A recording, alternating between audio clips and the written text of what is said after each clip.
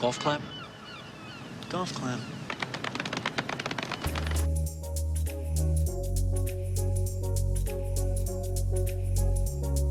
All right, so what have we got for me today here? Let's see. I can sometimes be seen with the naked eye, but often it takes something more powerful to discover me. What am I? Let's see. Well, that kind of fits for gemstones. You can see them with the naked eye, and sometimes it requires, say, dynamite or a large moving, earth mover to discover them. But you can almost always see them with the naked eye, so I don't think it's that. Sometimes be seen with the naked eye. Could be phenomena, could be inclusions. Let's see. Oh, wow, okay. That is definitely a naked eye one there. So this is very interesting, but I'll see if you can see it here. Let me get it down a little lower. This is an agate, and it has water inside, what we call an enhydro, and there is an air bubble in the water pocket, so you can see that moving around. This is almost like nature's level. I could use this literally to check and see how flat my floor is. These are usually from Brazil, and these are very collectible. A lot of the times, it's a liquid solution, kind of hydrothermal veins, and so oftentimes there's silica and water, and all the water doesn't go away, and it sometimes gets trapped in either the agate or the quartz, and you get these little Enhydro liquid inclusions, and they're just really cool because you just get to see this bubble bouncing around in there. Sometimes, I don't know if you can with this one, not really. Sometimes you can hear the water actually sloshing around in there, which is fun too. Neat. One of the most interesting things I've always found, just because I was looking over this recently, is how you have gemstones that are the same from all sorts of points of the globe. You have demantoid garnets, for instance, from Italy, the Ural Mountains, Russia, Madagascar, all over the place. Even found one from Mexico. And they're all different, even though they're, have the same, pretty much optic qualities, the same chemical composition, all of that. There's still very minute, distinct characteristics from one to the other. And it's just amazing that you can, in some cases, not in every case, but in many cases, you can pinpoint where in the globe this particular gemstone grew just because of a difference in either color or some slight size difference or inclusions or whatever, anything like that. You can really pinpoint stuff from all over the world. I've just always thought that was pretty fascinating. Okay, now this is going to perhaps require just a little bit more than the naked eye to look at here. Let's see here. Okay, I see some lines in there. Now, one of the things, man, they positioned this really well. So with inclusions, a lot of the times you'll find what look like striated lines inside the gemstone. And sometimes those are material that is included in the gem, and sometimes it's what we call a negative growth. Basically what's happened is when the crystal was growing in a certain direction, there was some particulate matter or something there that blocked the growth in a little area and caused a negative growth or a tube to form in there. This looks, from the pinkish color, the very, very slight pinkish color, to be a spodumene. So odds are this is probably negative growth tubes, but I just don't think, like you can see, I would say just a little bit of the little kind of slashes coming down there. The lapidary did a great job with positioning these. It's just absolutely beautiful. The little scratches inside the gem. But I don't think you're going to be able to see this with the naked eye. I think we're going to need to get something more powerful for this one. Okay, a little problem here. Can you guys, I guess you may not be able to see me very well, but you should be able to hear me pretty well still. So this is a gemological microscope. It's actually a binocular microscope, which means it has two eyepieces instead of just the one. That lets us see it a lot better in 3D. and we have a tablet attached to the top, so you're going to be able to see what I see as I'm looking through here. I'm going to see what kind of inclusions we've got in this Kunzite. Okay, so let's put this in here. All right. So, looking at this, you see these lines. It's amazing. This lapidary literally worked these little lines into the design of the stone and did a masterful job of it. Now, I am leaning towards these being negative growth tubes, and let me tell you why. One of the things you'll see on these ones right in the center of the stone, see how they come to needle sharp points, but they're much, much broader here at the base where they come to the outside of the stone. That means that something blocked them down on this side, and then they got more narrow and more narrow and more narrow until it grew around it far in the end. Almost like a comet tail, it just trails off to a termination point here. That's pretty characteristic of a negative growth tube. And I'm gonna flip this over here, and you're gonna see right here, these little diamond shapes, kind of actually more like parallelograms, are where that's reaching the surface on the outside of the stone. And you'll see from here just a hint of a green color. You can see it especially well right here. What that green is when they polish the stone, a lot of the polishing compound they use has a green color, and some of that polishing compound was able to work its way into the bottom of these tubes because they're hollow. So this is definitely negative growth tubes, and just so artistically done. I mean, look at that. That's just beautiful. So the cutter, the lapidary for this, did a marvelous job of taking something that would potentially have been a negative to cutting a stone, because typically with spodumene you want it to be as clean as possible, eye clean if you can, and really turned it into a designer piece by incorporating these inclusions and added to the value of the stone. Absolutely wonderful. All right, I've got something else. Let's see what is next. Oh, now it looks like a ring box. Oh, there's a loose stone in there. Oh, okay, cool. So here we have a doubly terminated quartz crystal with petroleum inclusions. That's what these little orange looking, yellowish and orange looking inclusions are.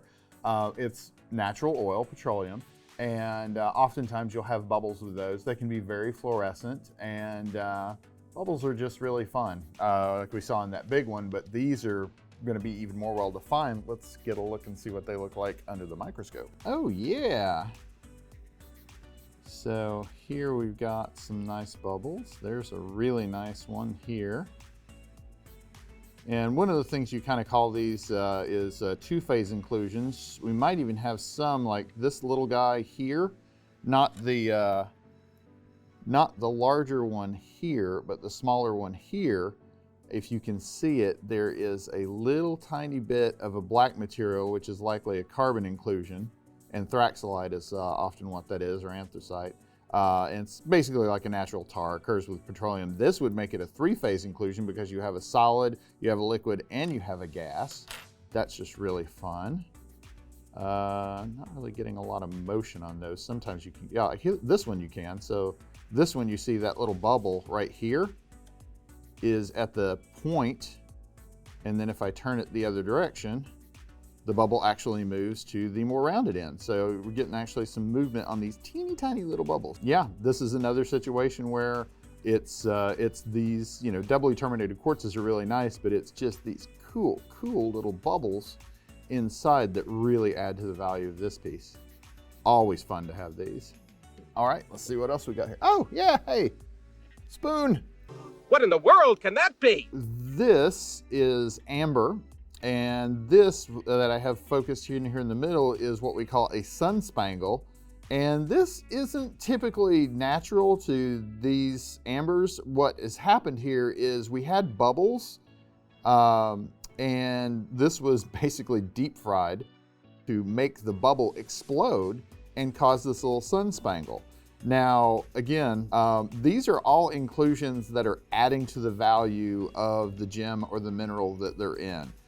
Each one of these, like this amber, wasn't as included as you're seeing it here when it first came out of the ground. And to make it more attractive, they added the inclusion by heating it up with the oil to make those beautiful sun spangles.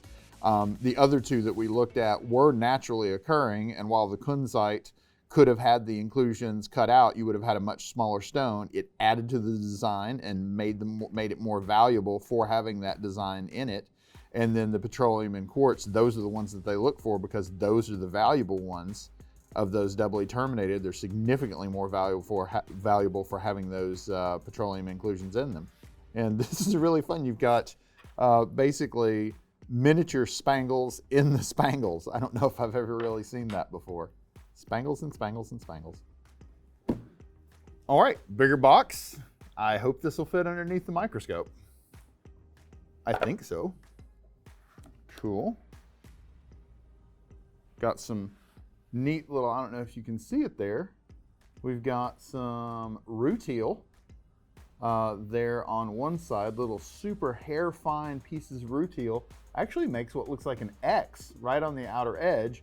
And then there is a little parallelogram or a little rhombohedron inside. And I swear as I'm tumbling this around, yep, there's some material inside that rhombohedron. So we may have another little enhydro there, but I'm not sure if there's liquid in that or if it's a negative crystal.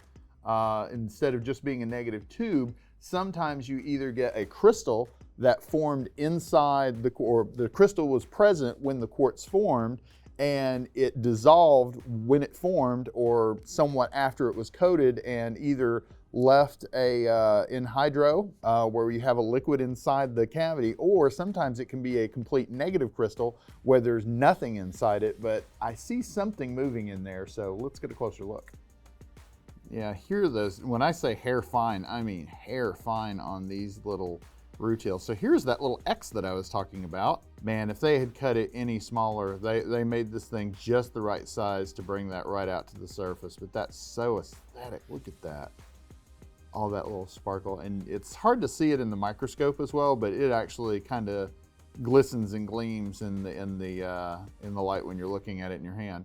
Here you can see, let me make sure that's below the surface. So here you can see some little pockets. There's little bubbles. So there is tiny little enhydro, and I'm going to zoom actually pretty far in on this one. A lot of these microscopes will go up to about 60 or 80 times. So this is a teeny tiny, let me get that a little more stable there. That's a teeny tiny Enhydro Inclusion. I mean, literally microscopic, getting it down there. Look at all those little bubbles just in that. That's just so cool. There's tons of them in there. Ha! Look at that. These guys are probably a little bit too small to move, but yeah, these are two-phase inclusions. Oftentimes you see that in quartz. That's neat. Now these little guys are just neat to see, but they're not really big enough to add much in the way of value. This rutile is definitely adding value, and rutile quartz spheres can be very collectible and quite expensive. And I'm really curious as to about this little guy right here though. Look at that.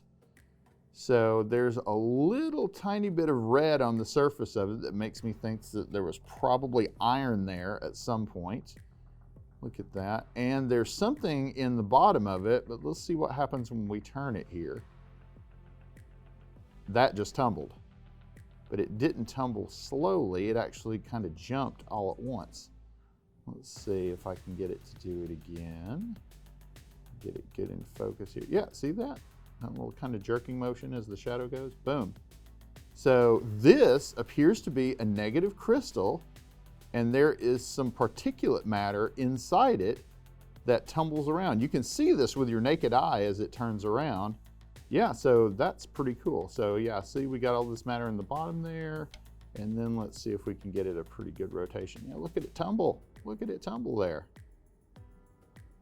So this is definitely a negative crystal. Man, that's really cool. With a rhombohedral shape like that, it quite possibly was a little bit of calcite, and the calcite may have been coated by a little bit of iron, and then when the quartz formed around it, it may have formed just enough that the calcite was able to hold its shape because of the outer layer of iron, and then it all dissolved away, but it left that negative area inside and retained the shape of that negative crystal there. That's just neat.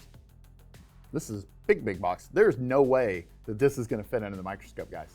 Yeah, this ain't fitting. Okay, we got two things. One of these things is smaller than the other. So here we have a very nice gemstone.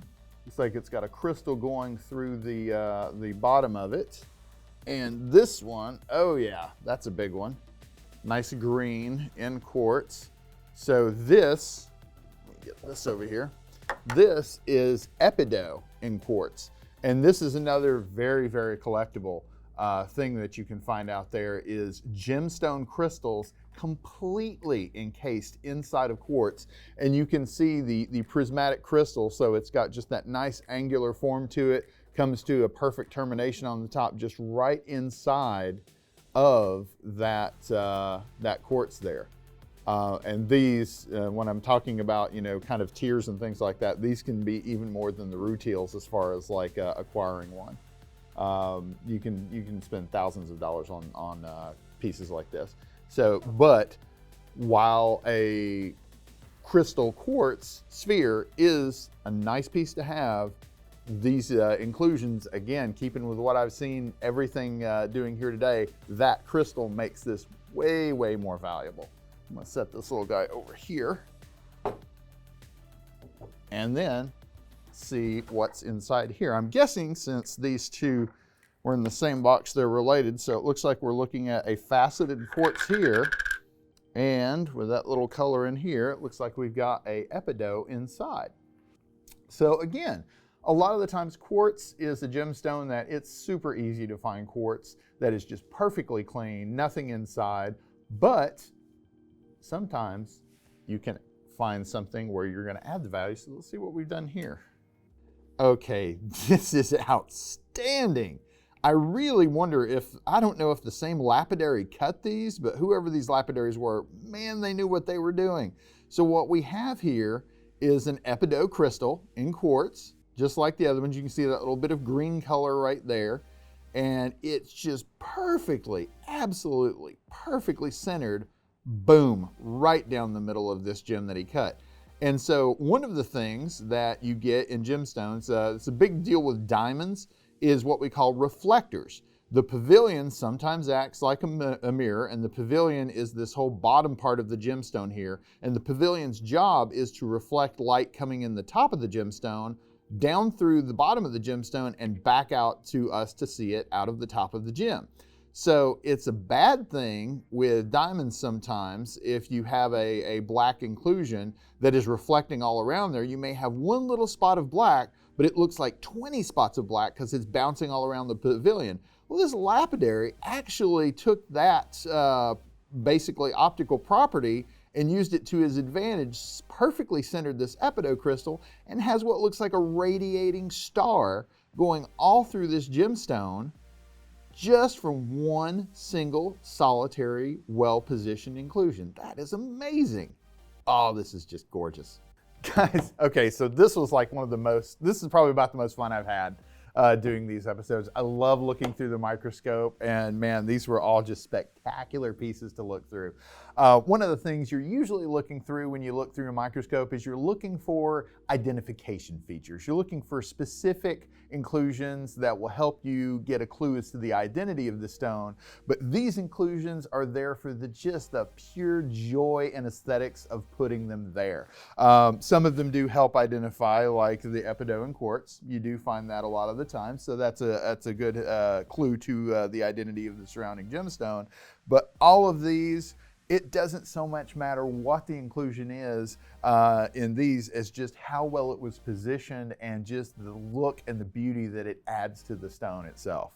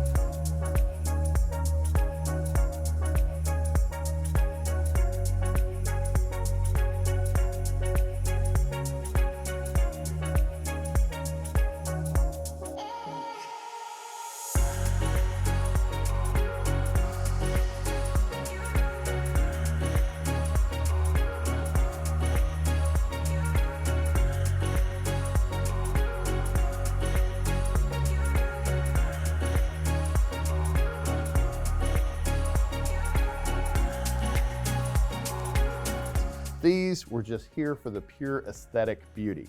But if you guys would be interested in seeing some key identifiers in various gemstones, please let us know down in the comments, and be sure to like, subscribe, and ring that bell so you know when we're inside this microscope again. See you soon.